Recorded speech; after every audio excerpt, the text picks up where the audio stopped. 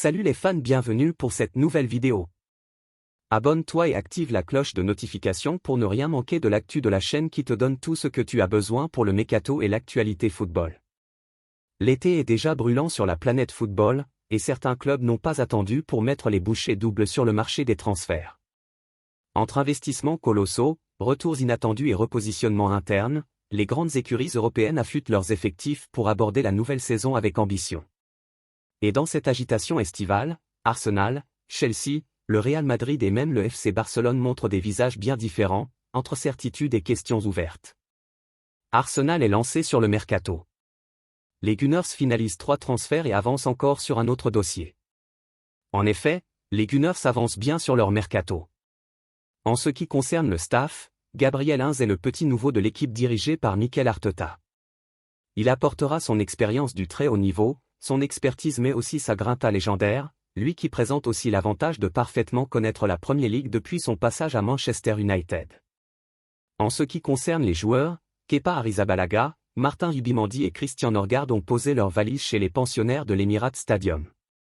Mais d'autres recrues sont attendues cet été afin d'aider les Londoniens à passer un cap. Après des semaines de négociations, les Anglais ont enfin trouvé leur nouveau numéro 9 de classe mondiale. Il s'agit de Victor Gyökeres. Le Suédois est allé au clash avec le Sporting CP, séchant même le stage de pré-saison. Mais ce dossier, qui a traîné en longueur, avance enfin ces dernières heures. Hier soir, The Athletic a révélé qu'une proposition de 63,5 millions d'euros, plus 10 millions d'euros de bonus, a convaincu l'écurie portugaise. Le joueur de 27 ans va paraffer un bail de 5 ans. Il n'est pas le seul qui va rejoindre les troupes de Mikel Arteta. Ce lundi, Elle Démarque annonce que Christian Mosquera est en approche. Après avoir refusé plusieurs propositions, Valence a finalement accepté de laisser filer son jeune défenseur central pour 22 millions d'euros, 18 millions d'euros fixes et 4 millions d'euros de bonus. La volonté du joueur de rejoindre Londres a finalement convaincu le club de le lâcher. Il est attendu mercredi dans la capitale anglaise afin de passer sa visite médicale. Arsenal finalise également les ultimes détails pour le transfert de Noni Madueke. Les Gunners vont lâcher 60 millions d'euros pour l'arracher à Chelsea. L'annonce de son arrivée serait d'ailleurs imminente selon Sky Sport. Pour ces 3 joueurs, les Londoniens s'apprêtent donc à lâcher 155,5 millions d'euros, bonus compris. Si on ajoute les transferts de Kepa, environ 6 millions d'euros, de Mikel Merino, 60 millions d'euros, et de Christian Norgard, 11 millions d'euros, cela grimpe au total à 232,5 millions d'euros. Et les Gunners comptent encore passer à la caisse pour Eberechi Eze. Le joueur de Crystal Palace est ouvert à un transfert assure Sky Sport. Mais son club demande 80 millions d'euros. Ce qui ferait un total de 312,5 millions d'euros dépensés cet été pour Andrea Berta et Arsenal. Le club de la capitale anglaise est déterminé à faire sauter la banque pour atteindre ses objectifs et notamment remporter le titre en Premier League. Sacré champion du monde avec Chelsea hier, Benoît Badiachil est aux anges. Pour Foot Mercato, il évoque ce nouveau titre, mais aussi la finale face au Paris Saint-Germain et son avenir. Hier soir, Benoît Badiachil et ses coéquipiers ont remporté la Coupe du monde des clubs de la FIFA aux États-Unis aux dépens du Paris Saint-Germain. Loin d'être favoris avant le coup d'envoi de la rencontre, les Londoniens se sont imposés avec la manière sur le score de 3-0. Un nouveau succès pour les Blues, déjà vainqueurs de la Ligue Europa Conférence en mai dernier face au Betis, victoire 4-1. De quoi donner le sourire aux défenseurs français, passés par l'AS Monaco. C'est une fin de saison incroyable pour nous. Je suis heureux et fier d'écrire l'histoire avec ce club, nous a-t-il confié en exclusivité. Pour en arriver là, les pensionnaires de Stamford Bridge ont dû beaucoup travailler, eux qui ont vécu de multiples changements depuis la prise de pouvoir de la nouvelle direction incarnée par Todd Boehly. Il y a eu énormément de travail et de patience pour aller jusqu'à ce succès. Je suis fier de mon équipe, fier du travail que nous avons accompli et des titres remportés, souligne Badiachil. Malheureusement blessé et en tribune hier soir, il a vu son équipe surclasser les vainqueurs de la dernière Ligue des Champions. Il a aussi vécu des moments de tension après la rencontre. C'est normal qu'il y ait de la tension sur cette fin de match. C'était les dernières minutes d'une longue saison qui a été éprouvante pour les 2 équipes, a avoué l'international tricolore aux 2 caps avec l'ESA. En effet, sa saison 2024-25 a débuté le 18 août dernier par un match de Premier League face à Manchester City. Près de 11 mois plus tard, elle s'est donc achevée par un titre mondial. Des efforts qui en valaient la peine pour le natif de Limoges, 22 matchs. Malgré tout, il admet qu'il a fallu digérer cette cadence infernale. C'est vrai que les saisons sont très longues pour nous. C'est difficile car il y a énormément de fatigue pas seulement physique, mais aussi mentale. Mais ça fait partie de notre métier. Donc oui, effectivement, les vacances sont les bienvenues. Ça nous permettra de recharger les batteries et de revenir déterminés pour la saison prochaine. Une saison qu'il passera à Chelsea. Approché par plusieurs écuries, dont l'Olympique de Marseille, le joueur de 24 ans ne quittera pas Londres durant le mercato d'été. Selon nos informations, Enzo Maresca a clairement fait savoir que Badiachile fait partie de son projet et qu'il compte sur lui pour le nouvel exercice à venir. La porte est donc verrouillée pour le joueur, qui nous a confirmé qu'il serait bien là cette année. Oui, je serai toujours à Chelsea la saison prochaine. Le club, le coach et tout le staff me donnent énormément de confiance et croient en moi. Je ferai tout pour leur rendre sur le terrain. J'aime le club, la ville et les supporters. Et donc j'espère pouvoir écrire encore un peu plus l'histoire avec ce magnifique club.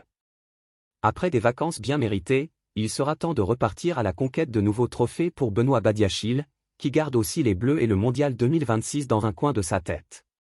Très apprécié par Carlo Ancelotti, Brahim Diaz a perdu des points depuis l'arrivée de Xavi Alonso sur le banc du Real Madrid. Ce qui pourrait changer l'avenir de l'international marocain. Arrivé au Real Madrid peu avant la Coupe du Monde des clubs, Xavi Alonso a vécu une première expérience assez compliquée. Après avoir dû composer sans Kylian Mbappé, malade, durant la majorité de la compétition, le néo-manager madrilène a essuyé une première débâcle en demi-finale de la compétition, contre le Paris Saint-Germain, 4-0. Et depuis son arrivée, l'ex-manager du Bayer Leverkusen a déjà eu quelques préférences pour bâtir sa nouvelle équipe, avec l'intégration de Gonzalo Garcia. Mais aussi avec des choix différents de ceux de Carlo Ancelotti, en intégrant notamment Dean Huijsen et Arda Güler, qui ont pris le dessus et ont gagné la confiance de l'entraîneur basque. Et forcément, d'autres ont perdu des points. C'est notamment le cas de Brahim Diaz. Depuis l'arrivée de Xavi Alonso, l'international marocain n'a disputé que 45 minutes contre Pachuca, en phase de poule. Contre seulement 26 face à Al Hilal et au PSG, et 9 contre le RB Salzbourg. Alors qu'il n'est même pas entré en jeu contre la Juventus et Dortmund. Un changement de statut drastique, alors qu'il était l'une des rotations favorites de Carlo Ancelotti, il y a quelques semaines seulement. Brahim Diaz n'a pas séduit son nouveau manager, qui cherche à définir de nouvelles hiérarchies au sein de l'équipe. Xavi Alonso semble davantage faire confiance à Arda Güler et attend l'arrivée de Franco Mastantuono, cible appréciée par le manager de 43 ans et dont le Real Madrid a investi 63,2 millions d'euros pour l'enrôler. Mais selon AS, cela ne remettra pas en question l'avenir du Marocain, qui souhaite s'imposer à Madrid. Aujourd'hui, nous avons un nouvel entraîneur exceptionnel qui connaît parfaitement le club et sait ce qu'il attend de nous. J'ai toujours eu l'ambition de réussir ici, c'est mon objectif depuis le début, expliquait-il, fin juin. Une prolongation est quasi actée, mais il devra se battre pour avoir une place importante la saison prochaine. Et le probable départ de Rodrigo pourrait arranger les choses. 6 ans après son départ, João Félix n'a jamais été aussi proche d'un retour à Benfica. Selon le quotidien portugais A Bola, les négociations entre les Aigles et Chelsea sont toujours en cours, menées par Jorge Mendes. Le célèbre agent devrait s'entretenir bientôt avec Bedad Eghbali, l'un des principaux investisseurs du consortium ayant racheté le club londonien à Roman Abramovich. Les Blues souhaitent régler rapidement la situation afin de trouver une porte de sortie pour l'international portugais de 25 ans, qui ne compte pas pour l'entraîneur Enzo Maresca. Un transfert vers le club lisboète est actuellement la seule option viable pour l'écurie londonienne. Chelsea évalue João Félix à 40 millions d'euros mais juge insuffisant les 20 millions que Benfica a proposé d'offrir pour 50% des droits du joueur. Les Encarnados, de leur côté, sont prêts à faire un effort financier pour rapatrier celui qui est devenu la plus grosse vente du club en 2019. Révélation de cette saison avec Benfica, Álvaro Carra revient au sein de son club formateur le Real Madrid. Les Merengues ont déboursé 60 millions d'euros dans ce transfert. Nouveau renfort de poids en défense pour le Real Madrid.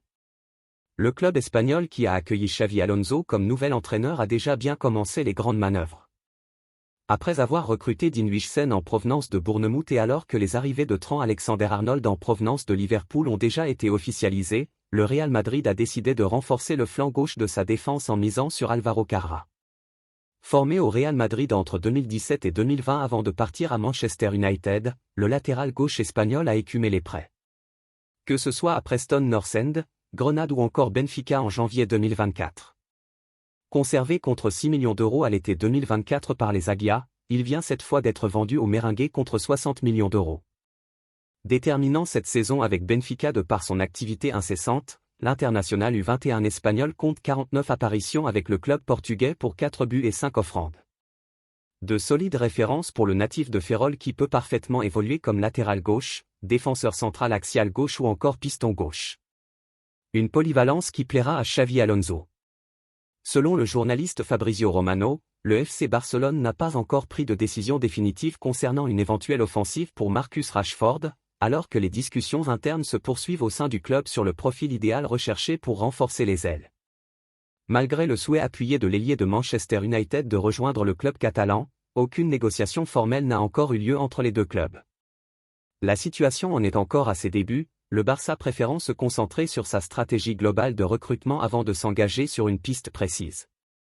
Le salaire de Rashford estimé à environ 325 000 livres sterling par semaine représente un obstacle majeur, surtout au regard des efforts continus du Barça pour maîtriser sa masse salariale et se conformer aux règles financières de la Liga. Pour Rashford, rejoindre le Barça est un rêve de longue date. Toutefois, l'absence de discussion directe et l'incertitude au sein de la cellule de recrutement rendent tout accord peu probable à court terme. Des sources internes évoquent plusieurs pistes étudiées dans le cadre de la planification estivale du club. Même si l'intérêt est réciproque, toute avancée dépendra de la capacité du Barça à vendre des joueurs et à clarifier sa situation financière. D'ici là, l'avenir de Rashford reste en suspens, entre un rêve de transfert et les réalités économiques du football moderne.